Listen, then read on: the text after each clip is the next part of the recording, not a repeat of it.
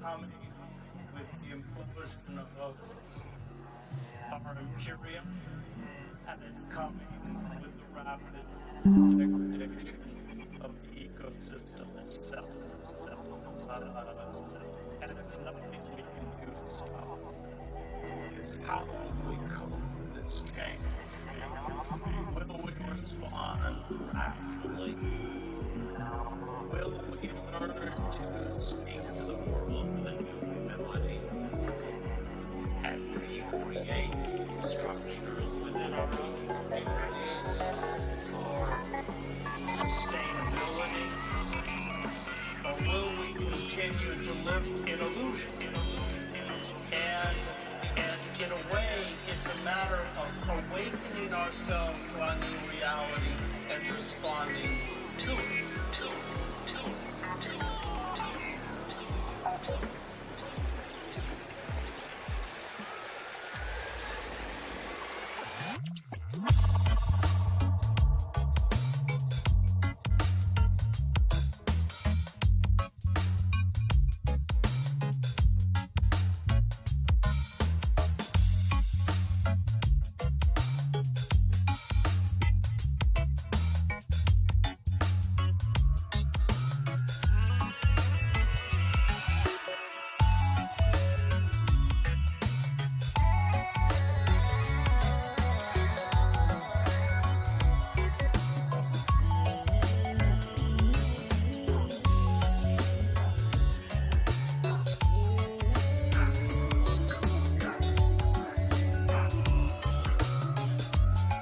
A veteran New York judge.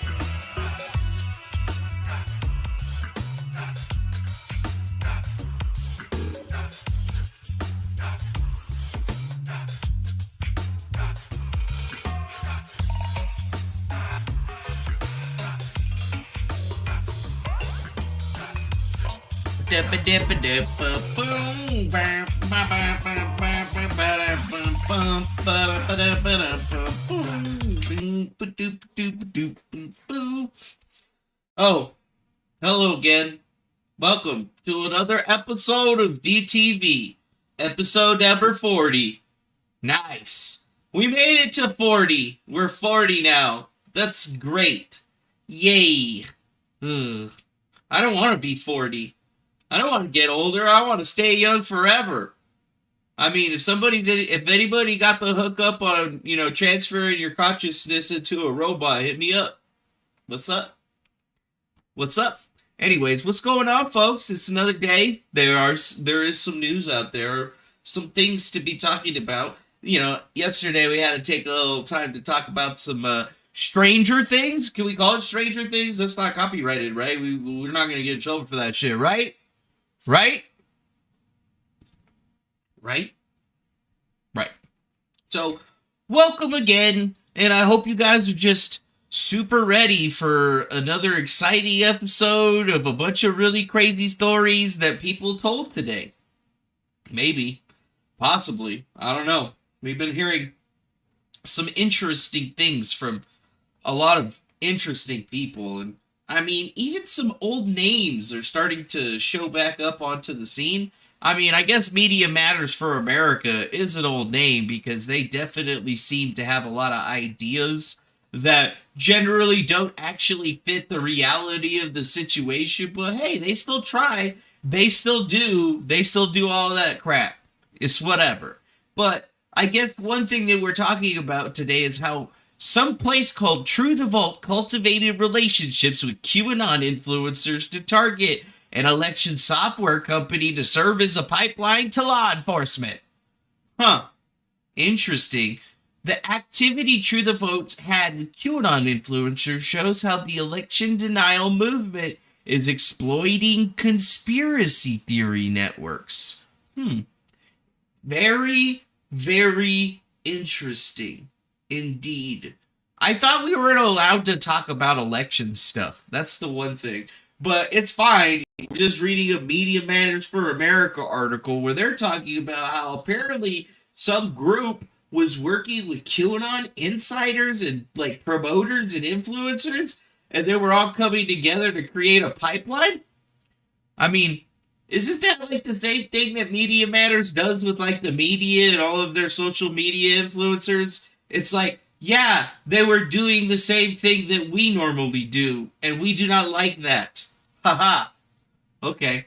True the Vote, a conservative organization that's known for pushing false claims of widespread voter fraud that have been debunked in the film 2000 Mules, have been actively collaborating with QAnon influencers, promising to act as a liaison between them and law enforcement and using them to target an election software company in Michigan. Election software company in Michigan. What could that be? Are they talking about Dominion? Is that Dominion voting systems or ETH or which one was it? There was a lot of shit going on, but I don't know. I kind of remember what was happening during this particular time, and I was like, wait a minute, wasn't that like Dominion software? Like what? Like I thought that was Dominion. I could be wrong. Dominion voting systems. Where are these guys based out of? Are they really based out of this place? Because this is the only company that everybody was going, come on, you guys don't fucking remember? We had freaking, what's her name? Sydney, the Kraken pal. We had all those motherfuckers that were out there trying to say that they were going to be taking down things and exposing things, and then ended up having sources like, Tori! You know, that one bitch that was just lying her ass off all over the fucking place. You guys remember Tori? You remember her? You guys like my big ass drink? Don't worry, it's just Gatorade. I like Gatorade and Powerade, so sometimes I drink a large amount of it so I can get a big 64-ouncer of it. And it only costs me like $1 as opposed to if I were to go buy like 4 Gatorades and drink them all, you know? That would be like $10. So be smart. So I guess that's what Media Matters for America is actually talking about. So, wow. Kind of crazy. I guess the True the Vote 2009 had been one thing that they were talking about, but it seems like they're going really, really deep. Like they're going all the way back to 2009 and saying all these people were working together and then promoting the claims that were bestowed upon us through the film 2000 Mules, and they say that it's been wildly debunked, but you know, like I don't remember seeing like any like wildly successful debunks. I remember them saying, oh, you can't use cell phone data to trace and track people, but then they turned around and started arresting people on January 6th by utilizing the exact same kind of data to like track people. So I don't fucking know what they're trying to say in this particular area or whatever, but I do know it is kind of strange, just a little strange. Maybe not as strange as we all thought it was gonna be, but it's a might be strange if you ask me. And I mean, you may not be asking me, but guess what? I'm telling you, it's a little bit fucking weird. Okay, it's a little fucking weird, mate. It's a little fucking weird, mate. Okay. Yeah, it is weird. But that's okay. You just got to kind of come back through and see how they're doing it. If you look here, that's definitely Truth Social because it says Retruth right there. But they got like people posting stuff on Truth, reposting stuff on Truth Social, like QAnon stuff. They got Jeremy Pedersen, Into the Matrix, Shannon Townsend, Shady Groove, all these big QAnon supporters. You remember this shit? You know, Greg, I used to sell Cisco systems very successfully, by the way, and I eliminated jobs for a living. Now, I realize that's what it was now, and here I am now, talking to you here. You know, we all did things, obviously, solving business problems through technology is what I did. And I thought I was doing a good thing, but 70% of the cost on a company is employment. So basically, I outsourced a lot of call centers. And hello, my name is Michael. I'm a call center. How are you? No, your name is not Michael. And but I did a lot of that. But you don't realize, this is a precipice today. There are people that are giving up, 6-figure careers to bring you the truth here every day. And I'm proud. I don't think I could be more proud with, we now have a voice. And there was a movement that happened, started at late October 2017 that actually gave us a voice. And we're actually very, very, very proud of that. Well, and I think... Yeah, we're very, very, very proud of it.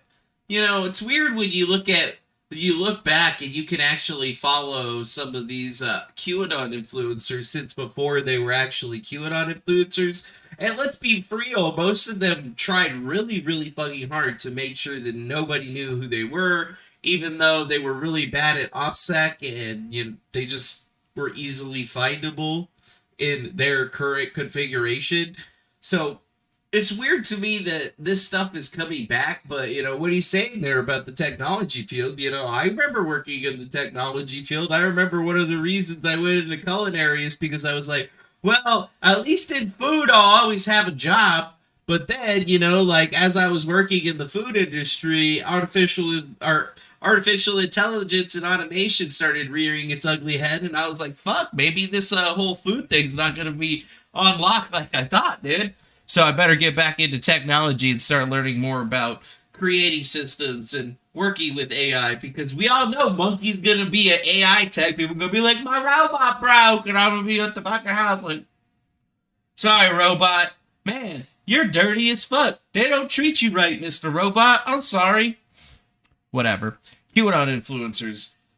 It's just weird to me that this is what they're bringing up right now, because it's like, okay, so they were talking to each other and shit. What's the big fucking deal?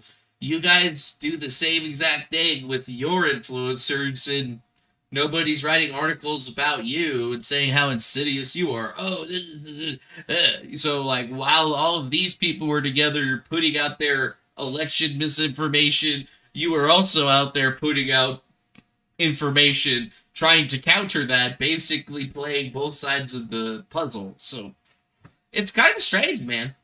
It is a little strange. But I don't know, I look at Media Matters for America. I always tell everybody, like, if you want to see what one of the biggest disinformation arms of the Democratic Party is, go no further than to this fucking website right here, because it's literally, this is what radicalizes Democrats, okay? This is what radicalizes them in big time. And it's funny, like they're talking about True the Vote and all this other shit that goes all the way back to 2009, but they're not talking about an exclusive former top FBI official involved in the Trump-Russia investigation, now under scrutiny by federal prosecutors for his own ties to Russia. What? Wait, FBI prosecutor in the Trump-Russiagate scandal had ties to Russia.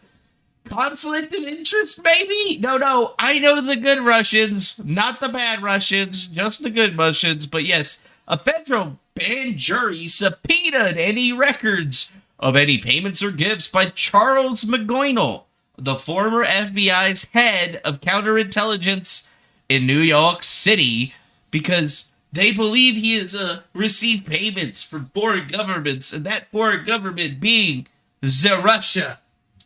Russia. Okay, cool. Russia. Again. But wait a minute. This is Business Insider talking about this? That's very weird.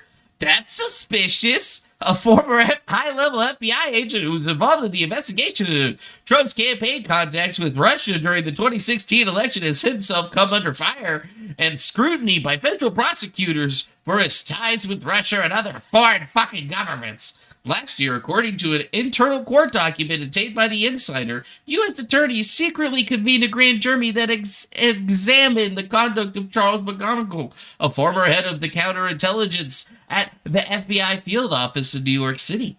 The Justice Department has declined to comment on what the grand jury was investigating or whether it remains ongoing, but a witness subpoena obtained by the Insider seems to indicate that the government was in part looking into McGonigal's business dealings with top aide Oleg Deripaska, a Russian billionaire oligarch who was at the center of the allegations that Russia colluded with the Trump campaign to interfere in the 2016 election. Holy shit balls, man. Are you... like, what? Wait a minute. So this FBI agent had ties to the Russian guy that they were blaming Donald Trump for, and he was actually receiving money from said guy, who's the billionaire Russian oligarch? What the seriously? This can't be real. I mean, You're telling me that the dude that was investigating the dude for working with the dude in Russia was also getting paid by the dude in Russia? That's fucked up, man. That shit's fucked up, dude. I mean, what the hell? The subpoena issued in November requests records related to Bugueno and a shadowy consulting firm called Spectrum Risk Solutions. A week after the subpoena was issued, a Soviet-born immigrant named Sergei Shesapov in a separate filing said that Bugueno helped him facilitate an introduction between Spectrum and Deripaska's aid. The filing also states that Bugueno helped introduce the aid to Koreb and Kim, a New York law firm that specializes in representing clients who have been investigated on the suspicion of fraud and misconduct. Sheskatov, who also has been identified on TV panels as a former Soviet foreign ministry official and a former chief of staff for the Soviet ambassador to the United Nations, reportedly received $33,000 in referrals. That's suspicious. What's that meme? I don't even know who it is. It's like one of those rap chicks that's got the big booty. She's like, that's suspicious. Wow. So, that's kind of fucked up. And these are the people that were investigating Donald Trump. It seems like if they were such good friends, he should have been able to get a little bit more information about that whole pee-pee tape and everything that was going on, right? Like, right? Right? Yeah. I mean, it's just very strange. While it wouldn't be necessarily have been illegal for Bugueno to work on behalf of Deripaska, failing to disclose those activities covered by the Foreign Agents Registration Act, aka FARA, such as lobbying public relations, is punishable by a $250,000 fine and up to 5 years in prison. Hey, wait a minute. Isn't this, like, FARA? Isn't this the same kind of shit that they were, like, sucking Mike Flynn's dick on or all up his ass about? Like, this is, what?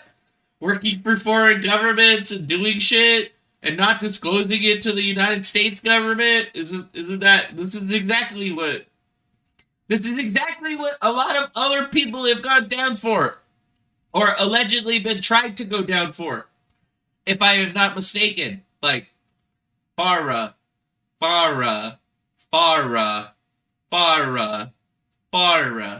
Yeah, FARA.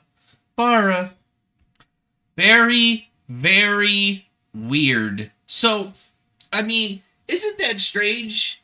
In fact, because a couple of days ago, weren't we talking about another guy, Danchenko, who was also working with the FBI, who we discovered was an actual criminal informant, CI, paid.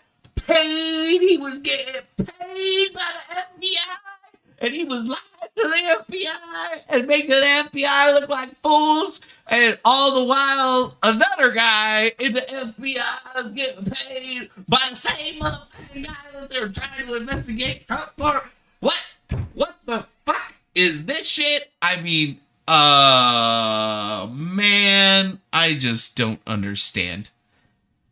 Neither Bugueno nor those he is cited as dealing with responded for a request to comment. This is not an area where we can provide a statement at this time, is what they said. So it's very strange, dude. If you don't really get it, I mean, you should get it, because, like, this is some pretty insidious shit. The federal scrutiny of Bugueno is especially striking given his work at the FBI. Before his retirement in 2018, Bugueno led the WikiLeaks investigation into Chelsea Manning, busted Bill Clinton's national security advisor Sandy Berger for removing classified material from the National Archives reading room. You know, when the guy was literally stuffing pieces of paper into his shirt and his shoes and his fucking pants and everything. You guys don't remember that shit? Man, if you don't remember that shit, that was some funny shit. Leading a search for a Chinese mole inside the CIA, and in 2016, when reports surfaced that Russia had hacked the email system of the Democratic National Committee, Bugueno was serving as the chief of cybercrime section at the FBI headquarters in Washington. In that capacity, he was one of the first officials to learn that the Trump campaign had bragged that Russians had dirt on Hillary Clinton, sparking the debate are sparking the investigation known as Crossfire Hurricane. Interesting. Later that year, FBI Director James Comey promoted McGoynell to oversee counterintelligence operations in New York. Oh, fuck, dude.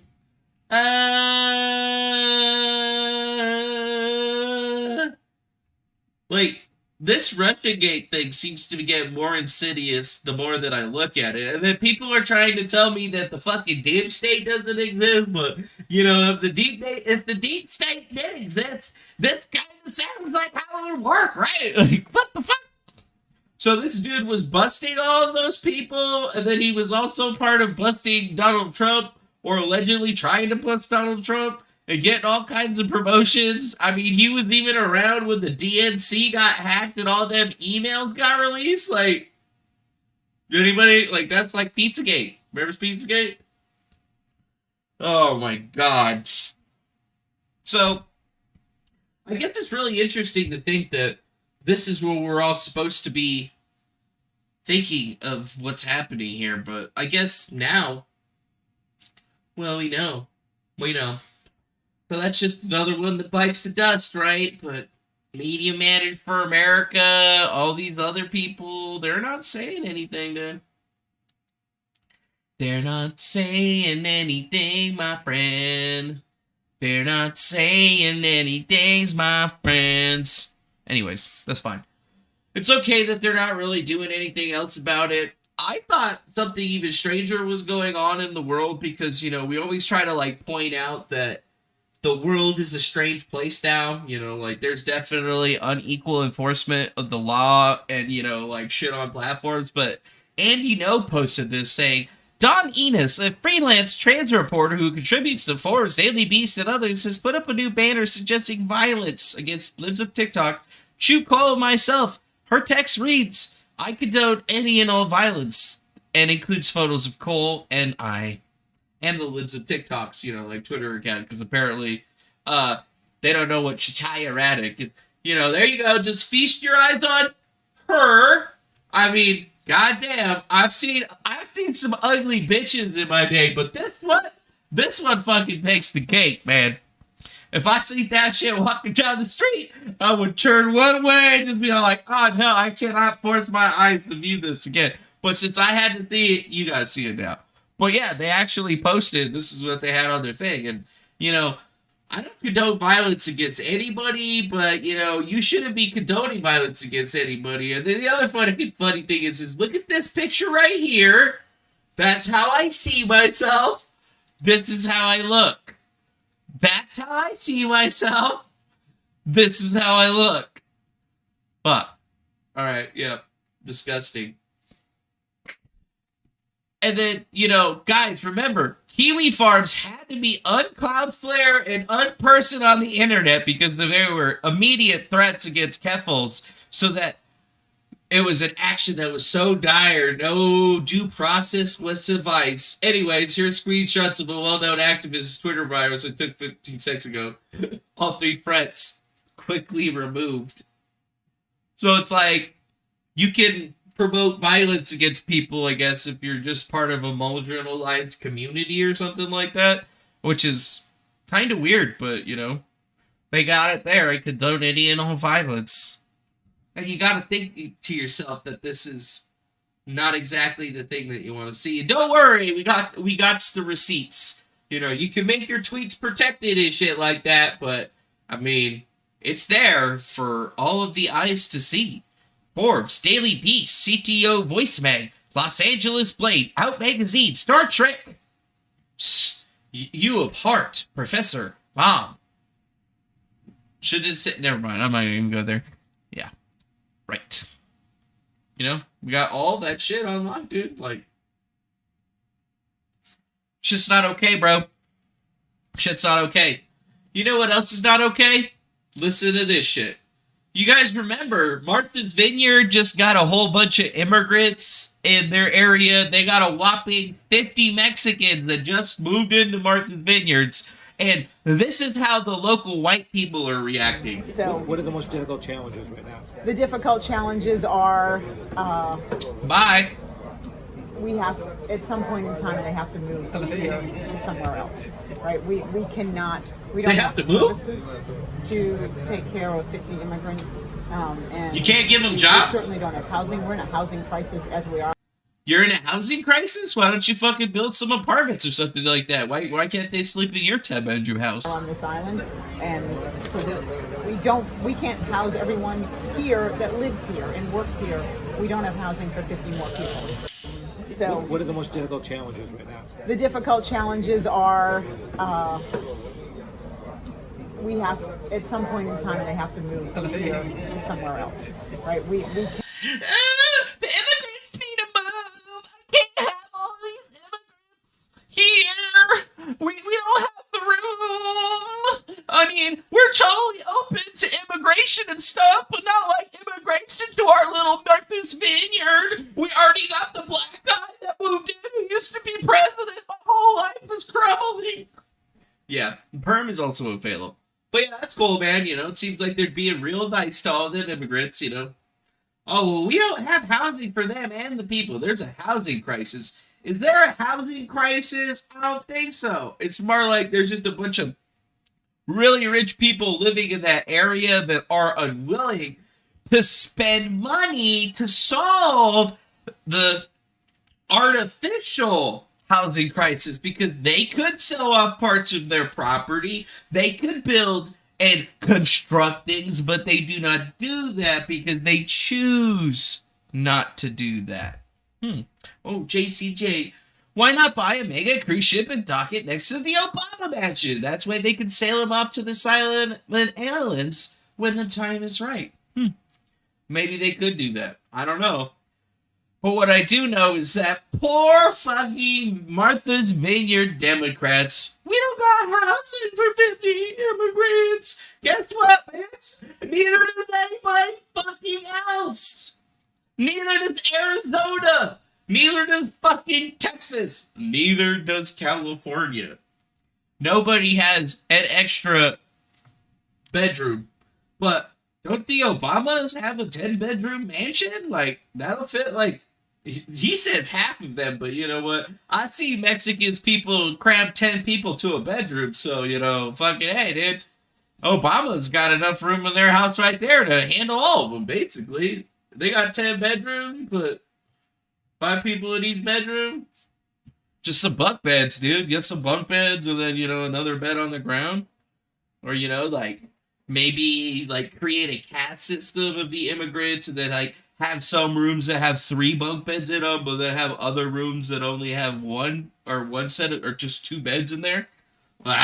Save yourself some money. I guess that's cool. That's chill. That's fine. Whatever, dude. You know, thanks a lot, Martha's Vineyard. Yeah. And then, oh, here's an immediate release from Martha's Vineyard. We will continue to provide shelter, food, and care to individuals that arrive on the island yesterday. A coalition of Vineyard Town's community-based and non-profit groups are assisting with the effort. We will continue to work closely with our state partners who have pledged support and resources for any unmet needs that we may have. As we do with any shelter operation, we are focused on meeting the immediate needs of the people we are sheltering and engaged in contingency planning if the situations change. We are grateful for the many local and neighboring communities who've also reached out.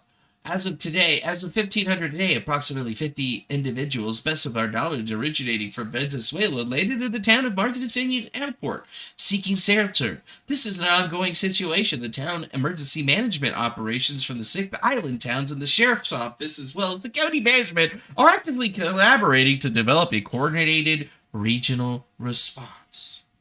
Wow. They seem to be super, super on it, dude. Good, congratulations for them, you know, trying Martha's Vineyard. We're really dealing with those 50 immigrants in the best way possible. I mean, just 50 of them. I mean, shit. How many people are crossing the border every single day? I don't even know, but I do know that it is a very high number, but I mean, if you listen to the Biden administration, they're going to try to tell you that there's like, you know, something different because they say friction between the White House and senior Homeland Security advisors mounts as the migrant border crossings soar. Oh, wait a minute. So according to NBC News, migrant border crossings are soaring. I mean, how high are they soaring? Could it be a really, really, really high area?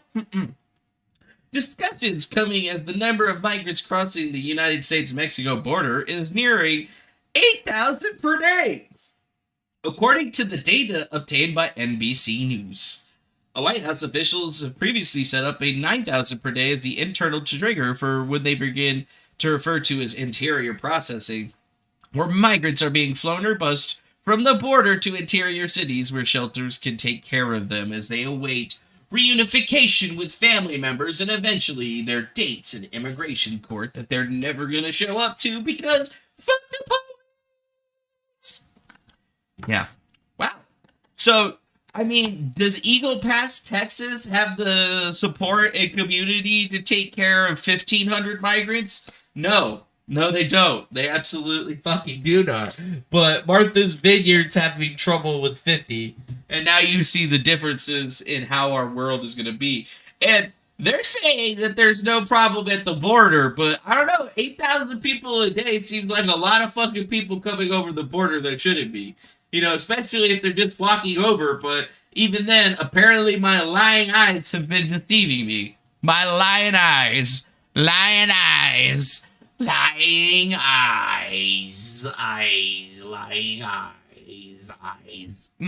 Speaking of special masters and lying eyes, well, our lying eyes were all telling us that we should have been upset when Donald Trump got raided and shit, but things just got even weirder as a judge has appointed a special master. Oh shit, a special master for Donald Trump. They actually got something. Aline Cannon appointed Raymond Deary, a senior judge in the Eastern District of New York, to lead an independent review of the seized materials. Oh, wow, dude. Donald Trump finally getting a win there a little bit. And they rejected the DOJ's bid to delay a Mar-a-Lago ruling based on the whole special master principle because the FBI and the DOJ seemingly are trying to get done with this one as fast as possible at the behest and request of the White House because, you know, like, we found out that the White House did have prior knowledge of the raid on Donald Trump's home because the president and the White House indeed had to sign off on it before it came out. And then we saw the paperwork where it showed us that that was in fact the case. And then it came out in an actual court document that that was also the case. So I guess that's, you know, it's cool, man. Cool. But, you know, congratulations to Donald Trump for that New York Eastern District Court. Woo! New York Eastern District. That feels like a place that you're not going to be having a great time with. I mean, and why New York? Why does it have to be New York? Yeah, Donald Trump's probably going to get fucked, but hey, at least he's got a special master now. He got it, dog. Trump got it. He got it. In other news, Craig Wright tells a courtroom that he stomped on the hard drive containing the Satoshi wallet keys. Otherwise, people will end up forcing me into doing something I don't want to do, says the self-styled Bitcoin creator in a Norwegian court. Really? Really, Craig? You stomped on the hard drive that contains the keys for the Satoshi wallets. That's what happened to him, eh? That's wildly different than anything that you've said before, but okay, that's fine. That's cool. That's chill. Really? So, I got a question for you there, Craig. What kind of hard drive was it? What was the serial number? In fact, what kind of style of computer did that hard drive come from? And do you still have it? Do you still have the computer that the hard drive was in? All of these questions and more. Is that why you haven't been able to sign a message? Because, I mean, that's a little bit weird. That's suspicious, dog. It's a likely story. I stomped on the hard drive, so I don't have access to the keys anymore. And I don't know about you, but if my brain reminds me, very strange indeed. Because, like, you only need the seed keys in order to reacquire it, and you're telling me that you did not write them down? You did not save them anywhere where you could easily retrieve them. I mean, even more so, it's a little weird because, like, the keys are words that you type in. It wouldn't be keys that you would be destroying on a hard drive. It would be a wallet DAT file that would be destroyed. And everybody knows that, if you lose your DAT file, you could still re-download it and get back into it if you have your seed keys. So how does this work? They're like,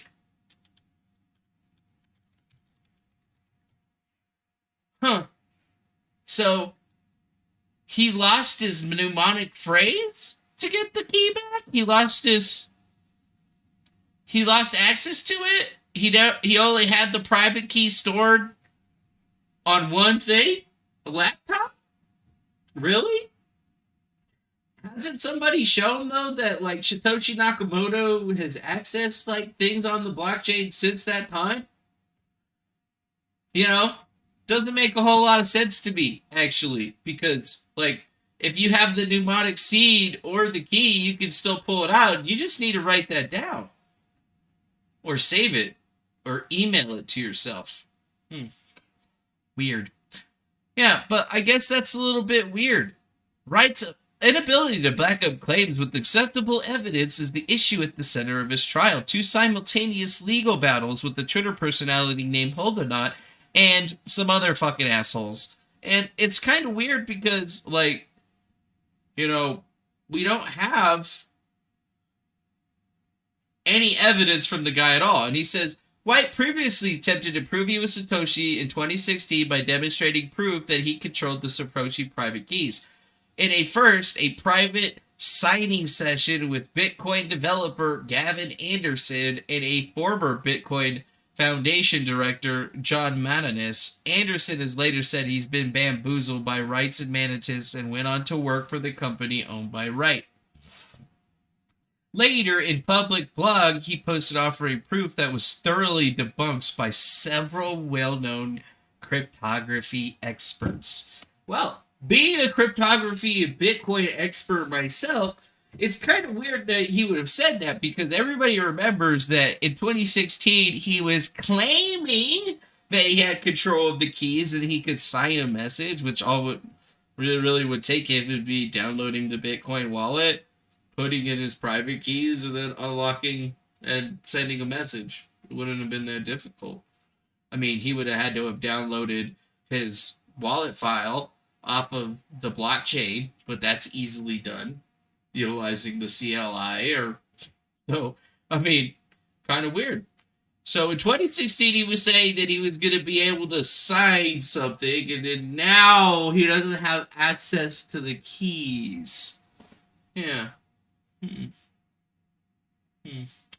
Norway, however, Wright is no longer attempting to convince the court that he is Satoshi with cryptographic evidence, partly because he claims to have intentionally destroyed the only proof shortly after his attempted suicide in May 2016, following his signing session with Gavin Anderson, and partly because he now claims that cryptographic proof is inconclusive and identity is not related to the keys. Really, this is like the same thing that's happening with the whole PGP no cicada bullshit. Oh, well, PGP is good, but now cryptographic proof is inconclusive because somebody else could have access to the Bitcoin wallet and be sending shit on my behalf. Oh, cool. You mean like that one time that Satoshi Nakamoto's fucking email address got hacked? Is that what you're talking about?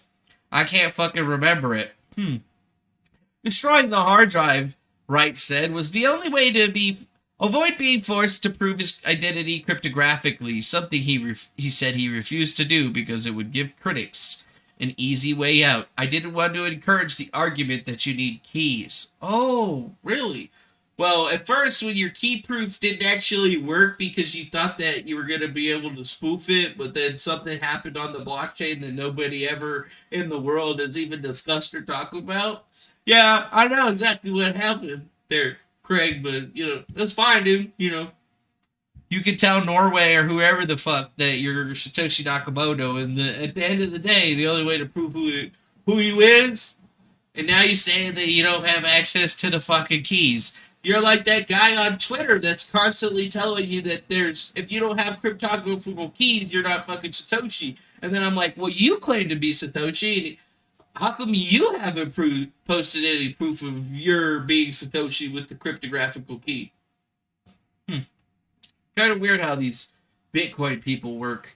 But that's big news for Bitcoin, I guess. But it's smaller news for something else because the Ethereum merge has happened on September 14th.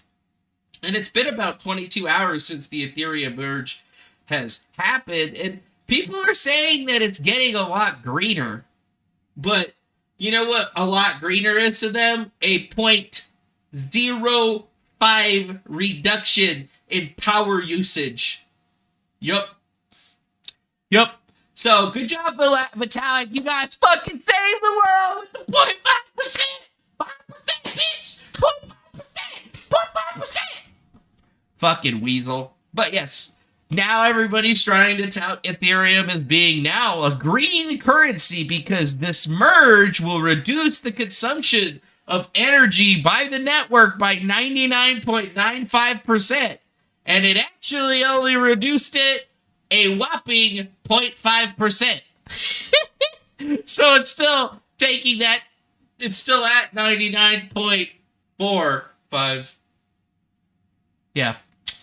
So that's kind of funny. I've been laughing about it because, it happened and they're just all talking about how it hasn't really changed anything. Like the power consumption is still outrageously high. And I've been looking at it, and as predicted, Ethereum just keeps going down into the ground. And there has been a split because there's now 3 different types of Ethereum on the market. We have ETH, we have ETH, and we have ETH Classic, bitch. There's 3 different versions of fucking ETH now. Oh my god.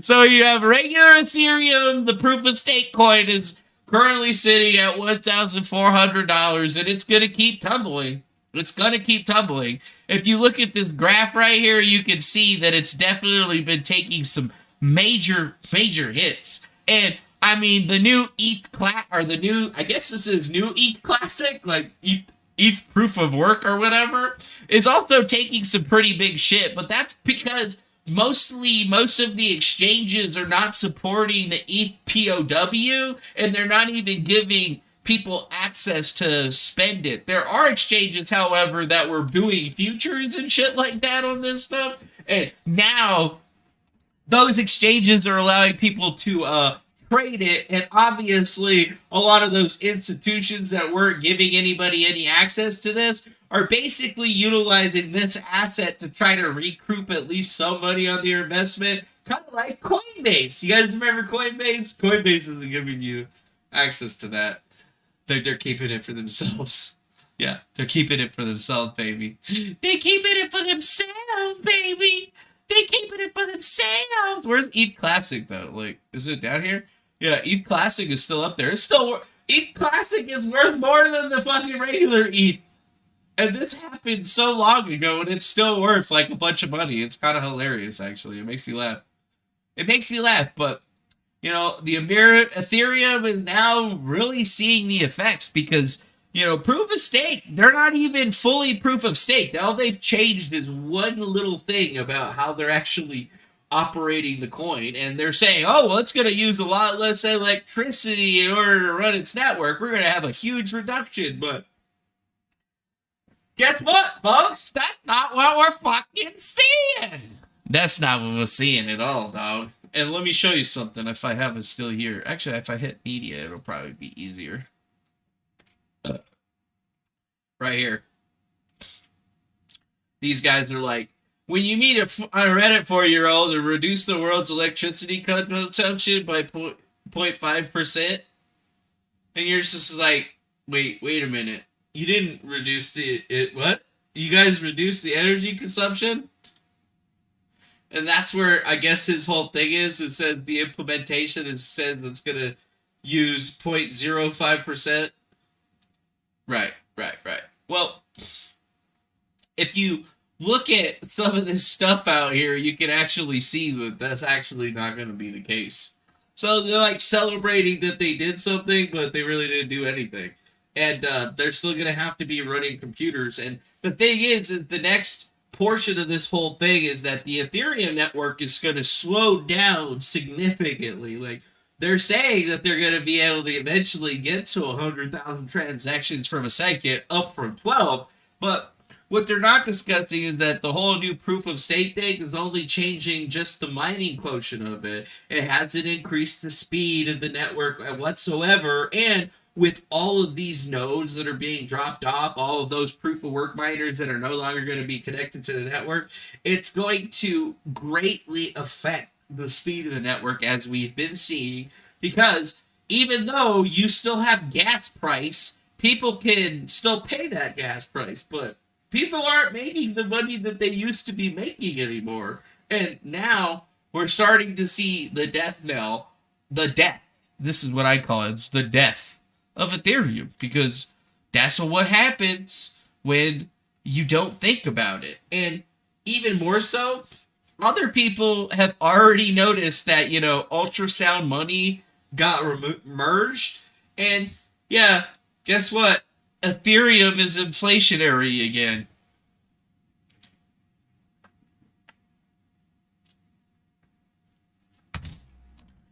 Congrats!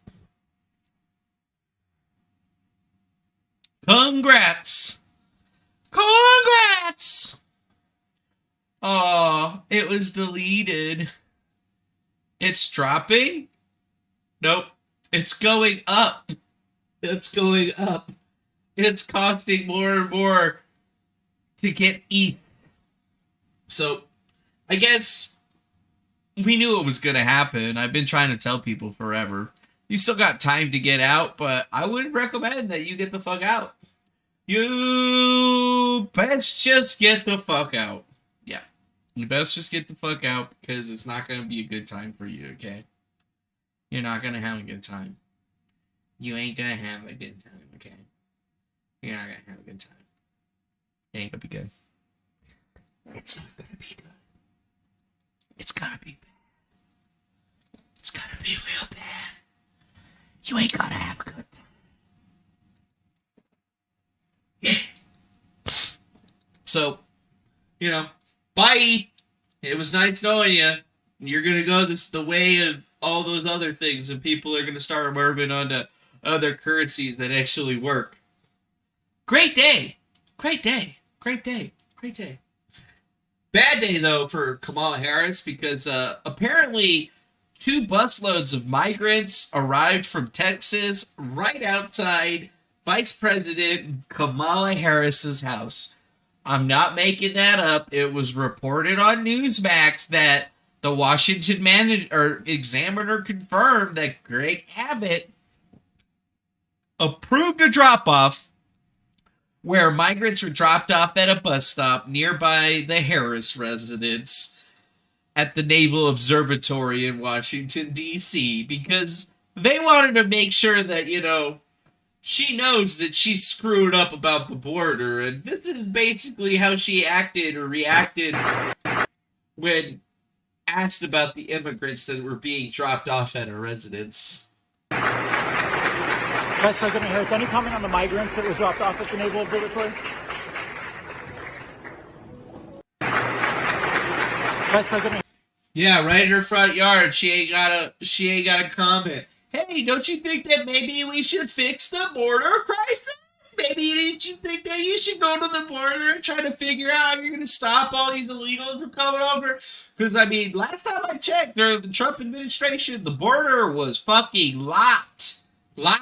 We had the border on lock, but now, well, according to this immigrant... And you came, and Vice President Harris said that the border is closed. Is the border closed? Do you believe that the border is closed, or is it open? It's open, not closed. The border is open. The border is open. Do you believe that all the migrants believe that the border is open? Yeah, everybody believes that the border is open. It's open because we enter, we come in, free, no problem. But it's open for you to come illegally, right? Illegally, yes, illegally, that's true. And you came illegally. Yeah, we came illegally, not legal. And Vice President Harris. Oh, no. The border is not closed. We walk right the fuck in. We just don't go to the little boxes where there's the men. We walk around the fence. Much easier. Much easier for us to get in. Wait, what's it called? Pierre. I think she said something about immigration too. That we can to make sure that that we follow the process that's been put forth. That's why we have historic funding to do just that, to make sure that to make sure that the folks that we encounter at the border be removed or expelled. And again, the facts are that we are doing everything that we can. Yeah, they're doing everything that they can. Y'all motherfuckers need to worry about it. They deserve better than being left on the streets of D.C. or being left in Martha's Vineyard. They deserve a lot better than that. They deserve better than... Yeah, they deserve better than being left in Martha's Vineyards. Martha's Vineyards, they deserve way better than that. That's only for rich people, okay? They don't need to be there. They don't need to be dropped off there. Thanks, Green. A follow-up about the MAGA Republican. Ay. These are the people that we all have to deal with, guys. These are the folks. These are the folks. We don't have an answer for what's going on at the border. Busloads of immigrants be dropped off at our place? No comment. What the hell? My Pillow CEO Mike Lindell had his phone seized by the FBI at a fast food outlet? Is that for real, dog? Are they sure those FBI agents didn't just want to get some free pillows? Is that true? But yeah, apparently Mike Lindell was at a Hardee's in Mankato, Minnesota following a hunting trip, and all of a sudden he was surrounded by FBI agents who demanded that he turned over his phone, and he did. So now they got everything on Mike Lindell, his whole drug empire and everything. It's all going to come crashing down. They're going to get everything. They got everything. White hats are in control. So, I guess, yeah, oh, dude, you got him, he's holed up in my pillow fort? That's cool, dude. He needs to be holed up in my pillow fort because I guess now we're going to hear all about what Mike Lindell's phone had on it, because obviously the FBI is just going to be leaking fucking everything from it. And remember, he was sued for defamation by Dominion Voting Systems over his claims of the election process not being so great. So, all we know, though, is that he got surrounded at a Hardee's. They took his phone, and they were like, deuces, ASDR signals. I figured he'd be more of a Chick-fil-A guy, too, but I guess he likes Hardee's, man. I mean, Hardee's is dope. Do they even have Chick-fil-A in Minnesota? I mean, I'm guessing they do, but I don't know. After you've been hunting for deers and shit and you haven't caught anything, sometimes you just want to go to Hardee's and get a burger. Sometimes you just want to go to Hardee's and get a fucking burger. Mm-hmm. Now, this next one's going to be a little bit even stranger because I just saw some stuff about this, but I'll just put it up here. Uber was hacked. The hackers social engineered an employee, logged into the VPN, scanned their intranet. Apparently, there was an internal network share that contained PowerShell scripts. One of the scripts contained the usernames and passwords for an admin user in Tycotic Pam that was using this, and I was able to extract all the secrets for the services of DA, DOU, OneLogin, AWS, and G Suite all at once. Wow. So, some hacker got in using social engineering, collected all of their scripts and shit, and is now in control of Uber. Someone hacked an Uber employee's Uber One account. Uber has been hacked. Domain admin, AWS admin, vSphere admin, G Suite SA, and this Hacker One account has also been hacked. September 15th.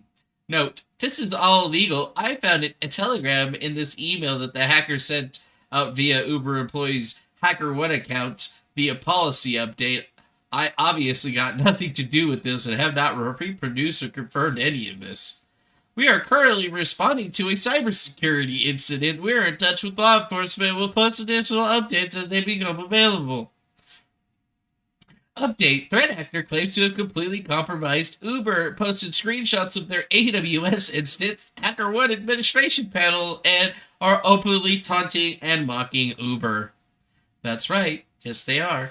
Workspaces, Panera Bread, Project Kale, Rodlocozilla, RapidOS, Uber Ox, Uber Container Tools, Uber Copter Operations, Uber Global, Uber Pizza Places, UT Taxis, Chris Duarte, Uber Technologies Incorporated, and then it says sign into Outlook, Microsoft Teams, and Slack.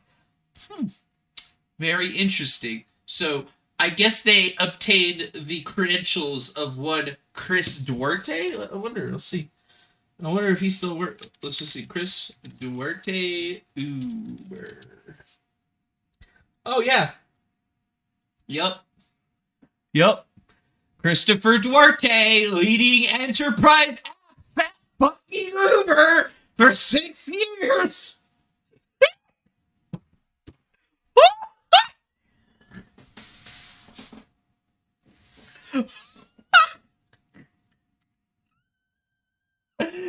Yo, Chris, man, I think you might get fired, bro.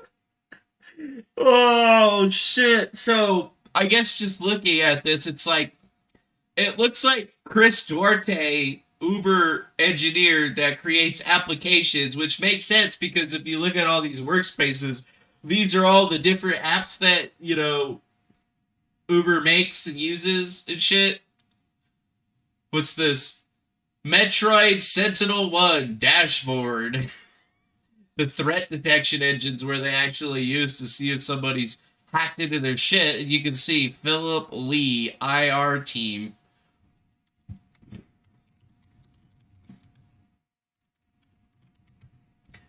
Oh, yeah. San Francisco Bay Area. Personal profile. Philip Lee. Wait, is this guy? No, it was the second one. No, it doesn't seem like there's anybody listed for that. But I bet you it's this fucking guy. He just took Uber off of his shit because he's like, oh, fuck, my username's hanging out. What does that say right there? Console AWS? Oh, yep, that's definitely the identity management console grouping. And if you look at it, it says Phil Lee at Uber.com. So, damn, son. So I guess they really fucked Uber. You might as well take that shit off your phone. I remember when I was a brand ambassador for Uber. Literally, I never paid for a fucking Uber ride for years. Literally years. All I would do is sit at bars when I was drinking and shit, and then I'd tell people I'd give them a ride home and give them $20 off of their first ride. $20 of Uber credit. And that would get most people home. And every time I gave out $20, I got $20. And then eventually, I don't even know how many bucks I got, but I literally took a fuck ton of Uber rides. I used to just take Uber rides for a mile just because I could. I remember one time I took an Uber ride in New York City when I got there from the airport to downtown, and it was an hour fucking long ride. And guess what? I paid $0 fucking dollars for it. $0 fucking dollars. But this is way funnier because literally this person fucking has access to everything. And I mean everything. Because the entirety of the company runs online. It's running off AWS and shit. So, they have access to literally fucking everything. And it's not like they could just go start shutting off servers and disconnecting things to disallow this guy access because they don't even own their fucking servers. They're all in the fucking cloud somewhere owned by AWS. So It's not like that's even a possibility at this point. Oh, God. It's why I always tell people to never use that type of shit. But, you know, they've even been able to disclose users' financial data. Yeah. So now we can see how much they've budgeted, what their variances, total T and E's, their AR fare, their hotel revenue, their conferences and trading. Oh yeah, baby. Oh yeah. UberInternal.com. Travel and entertainment for the company, hey? And then whose account is this? Let's see. Do we see anywhere where it shows us an account? Nope, but we definitely see the Active Directory. And we can see that this is a VMware vSphere client, where they're literally logged into a workstation that has all this stuff open. Yeah. What's this say? Bruh, you breached Uber? Yeah, we actually know each other. We spoke before. Also, greetings, I'm the owner of VX Underground. Wait, really?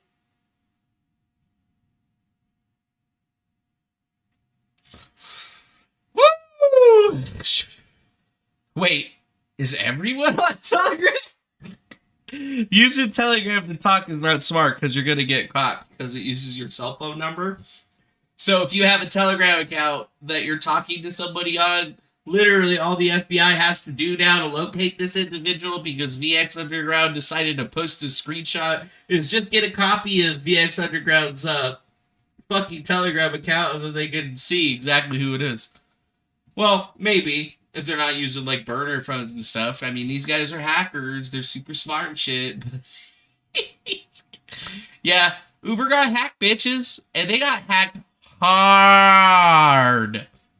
Lots of screenshots going around about this Uber hack, but this one shows how wide the hack is. Security response break glass service account password.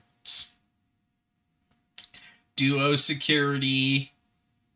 Uber app dev, one login, passwords, security response, plate glass service announcement, secret name, it starts with a Q, Phoenix 2 sneakers admin, password vault, VMware, password, master passwords, the password for the Google super user credential for Uber.com's G Suite, and yeah. So I guess in the security world or in the hacker world, they would call this a complete own, because they literally own everything now. They have passwords for everything. All of the stuff. All of the emails. All of their fucking servers through Amazon Web Services. Their security systems through Duo Security, and their one login for their unified login that allows them to access all of their shit all over the place. Like, this is fucking crazy, man.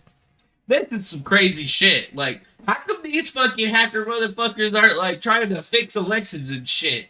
You know what I'm saying? But it's really sad. Like, honestly, some people are going to lose their jobs. This is really, really, really, really, really going to fuck Uber in the long run. I mean, I just can't even think about how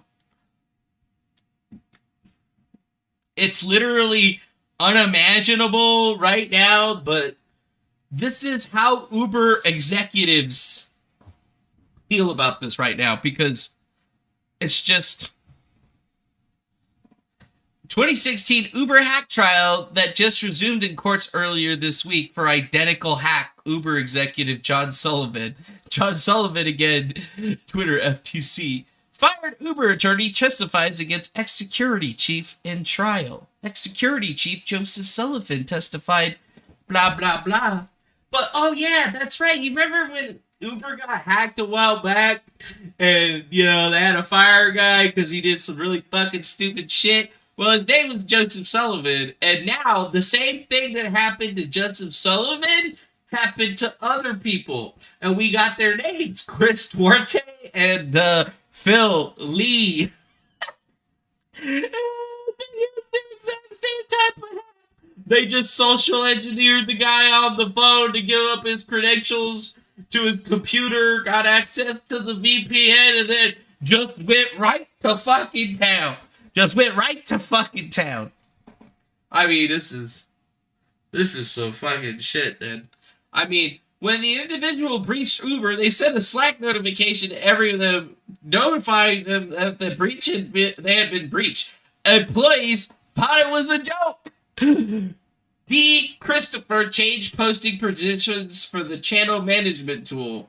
Hi, here I announce I am a hacker and Uber has suffered a data breach. Slack has been stolen. Confidential data within Confluence. Stash and 2 mono repositories for Fabricator have also been stolen, along with the secrets from sneakers. Uber under pays drivers. And then they're just trying to clown on him. This is just like crazy, dude. Crazy. Crazy. Crazy. Crazy. This is just crazy, dude. This is crazy. This is the craziest thing I've ever seen. I mean, this takes what happened to Twitter not that long ago, because this is pretty much kind of the same thing that happened to Twitter. They just got access to some other types of software. That's it. And, I mean, is Uber closed? Probably not. They'll be around for some time yet, probably, but it's going to be really hard for them to not have to pay a whole lot of money to a whole lot of people, because you ever used Uber before? Guess what? Your personal information's out there, bitches. Fucking hackers, man. Fucking Chris Duarte, dude. If it was your fault, you deserve everything that they're gonna do to you. You deserve everything that is gonna be happening to you. Wow, wow, wow, wow, wow, wow. Yeah. They're toast. Oh, and then in the thing that I've been looking at, it looks like Kiwi Farms has been suspended from another platform provider. And it's really sad because Dimewall actually put out a whole listing on why they weren't going to allow them to do. But it's even funnier because Kiwi Farms has been getting blasted for the last couple of days off of every single platform that they're going onto. And Keffels is taking like a victory lap, but it's funny, Keffels just DM'd this person like a couple hours ago to talk about this, and then all of a sudden they're getting removed from the internet because, oh, they're targeting a vulnerable Troon. And then, out of nowhere... I've been busy. Yes. I did. Hey, look, it's the Tiger News Network. I was on a show with D. Stevens not that long ago. Oh, I went to the airport, picked up a network card that somebody delivered to me physically. Then I went to data center, and I went to here. Here I am now. Here I am. Then I think I was wrong about Jim's understanding of technological shit, because he's like talking about going to data centers and installing network cards. And this is shit that I've literally done, where I've had to drive to the airport, pick up a fucking piece of equipment that I need to go install by some guy that they just flew out from the other side of the country to deliver it to me. And wow. Collected a lot of dust on my laptop. Then he's got a lot of dust on his laptop because I think he went to Burning Man. Then here I am, and posting should come back today. We're just figuring out what the problems are. We're having some CORS issues. And it might be because I purchased Kiwi Farms over there, and Benoit is so busy now, you know. So what have you? Okay. Jim purchased Kiwi Farms? Well, we made Benoit Tech very busy. So Kiwi Farms over there, and it might be because I purchased Kiwi Farms over there, and Benoit is so busy now, you know. So what have you. Okay. Well, we made Benoit Tech very busy, so get out there and go Benoit Tech. Go. That sounds like Go Gadget. You remember Go Gadget? We love Benoit Tech. What is this deal? Sorry, I'm So Jim Watkins bought Kiwi Farms? Because that's strange. They were reporting not that long ago that Kiwi Farms was moved to Vanwatech for their DDoS shit, but they've since moved from Vanwatech to something else. Since then, a completely different one. So, I guess maybe he didn't buy it, or maybe something else was happening. Maybe it's just not true. But yeah, he definitely went to Burning Man, for sure. And then, for those not keeping track at home, Keffels lied about getting swatted, lied about getting doxxed by Kiwi Farms, lied about Destiny, lied about Josh Moon, lied about the deaths of Near, Chloe Segal, and Julie Treyberry. What's this? Statement from the police. Miss Sorrenti was released unconditionally from custody and all of her belongings have been returned to her. Officers did not conduct what is sometimes referred to as dynamic entry into the Sorrenti residence. Rather, they knocked on the door and announced themselves as police officers. The occupants answered, and any attempt by uninvolved third parties to accept otherwise is inaccurate and irresponsible. That brings me to the attention of how Miss Sorrenti was arrested her time in London police custody, using an incorrect name, her dead name and gender. While I cannot confirm any conversations that might have transpired with Mrs. Sorrenti's initial arrest, the activity at our holding cells is monitored by audio and video equipment. In no time was she in one of our holding cells did members of the police address Miss Sorrenti by her dead name and gender. I personally reviewed the recordings and found the officers were polite, respectful, and professional. Woo!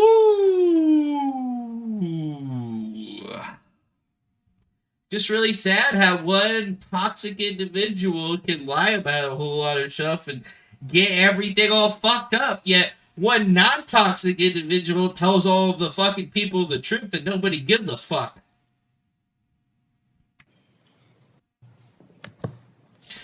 In today's hearings, I showed a video of Dr. Fauci claiming natural immunity is the most potent vaccination. Fauci tried to use corporate media to defend himself, but the words don't lie. But she's had the flu for 14 days. Should she get a flu shot? Well, no. If she got the flu for 14 days, she's as protected as anybody can be, because the best vaccination is to get infected yourself. And so if she really has the flu, she definitely doesn't need a flu vaccine. If she really has the flu, she should not get it again. No, she doesn't need it, because it's the most potent vaccination is getting infected yourself. This is an ongoing question, and we've had ever-evolving opinions from you, Dr. Fauci.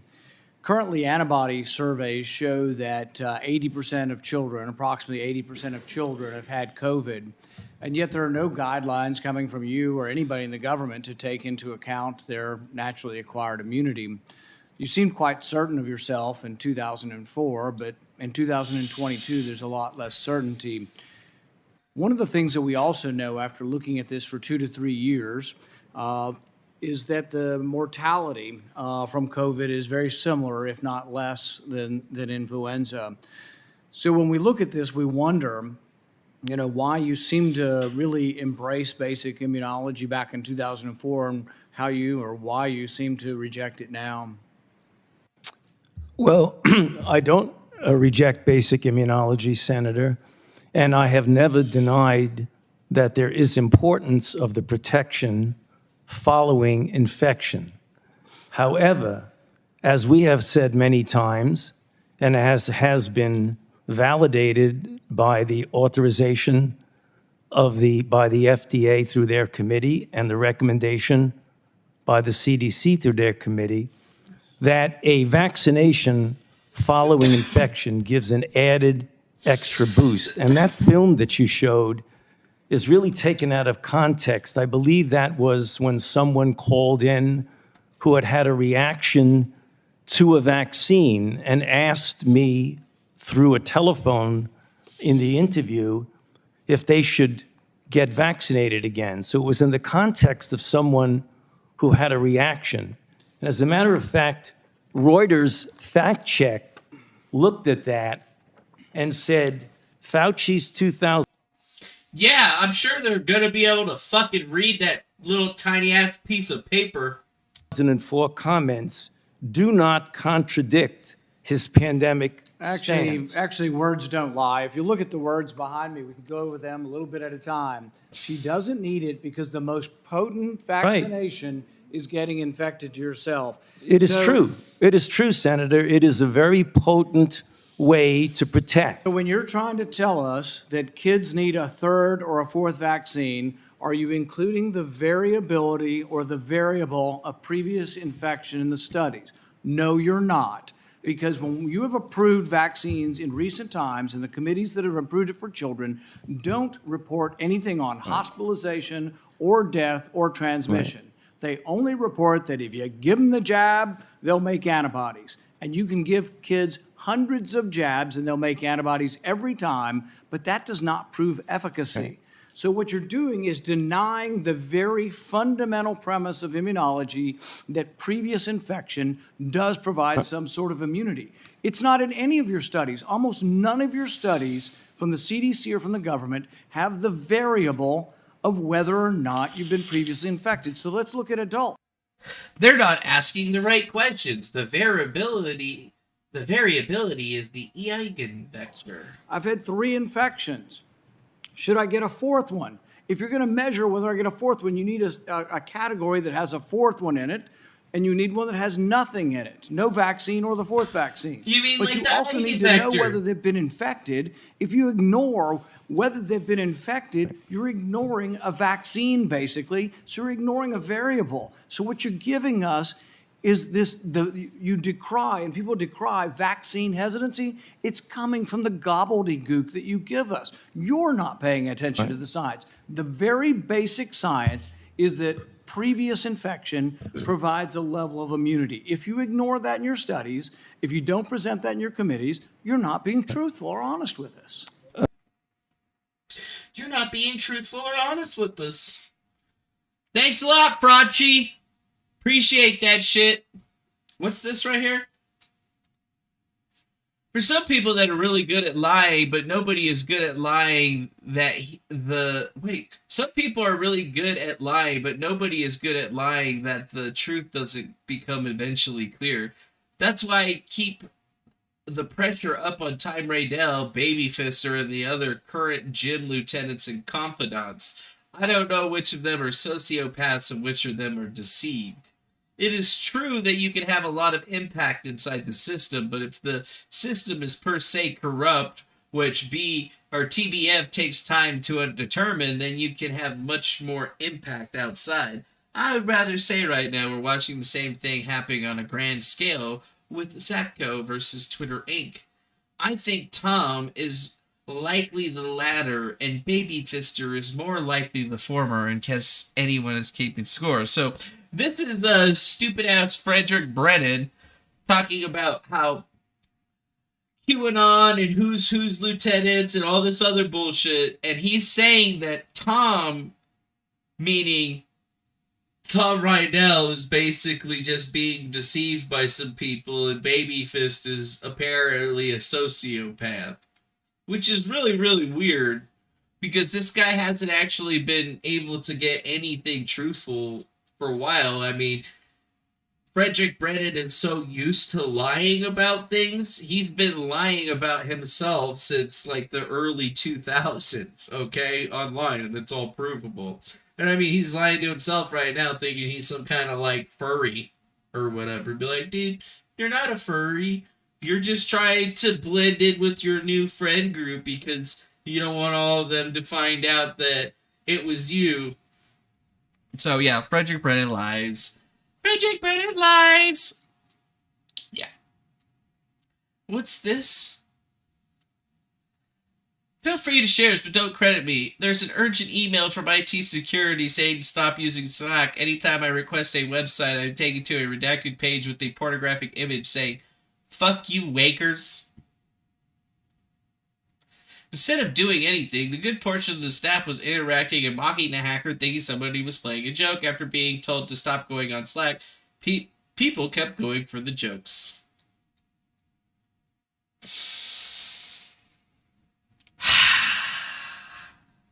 So, I guess what we've learned today? Well, we've learned some interesting stuff today. The news was a little bit so-so, kind of choppy. Also on a little bit later, but Hot Wheels and crew are still working together, and I think it's just a coordinated push because the next episode of The Search for Q is going to come out. It's the third one of the second season, and everybody's trying to act like it's going to be all big shit. They're going to learn a whole lot of stuff because they're still trying to push forward that they believe that Michael Flynn was in charge of QAnon from the very beginning because of Thomas Schoenberger's super loose connection to him, but that's okay. We're getting really, really close now to another grand reveal of this whole entire thing.